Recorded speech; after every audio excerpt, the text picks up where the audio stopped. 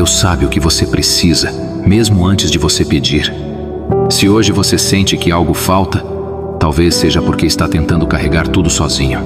Às vezes, buscamos tanto a felicidade nas coisas, nos lugares, nas pessoas, que esquecemos do essencial.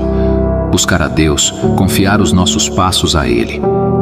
Ele é aquele amigo fiel que sempre escuta, mesmo nas horas mais silenciosas, quando ninguém mais parece entender. Você já tentou entregar suas preocupações a Ele, em vez de tentar resolver tudo com as próprias mãos? Então, é só confiar nele. Hoje, dê o primeiro passo. Feche os olhos, entregue seus medos e deixe Ele guiar você. Marque aqui quem precisa ouvir isso. Que juntos possamos fortalecer nossa fé e lembrar que nada é impossível para Deus. Ele é o autor de todas as vitórias que virão.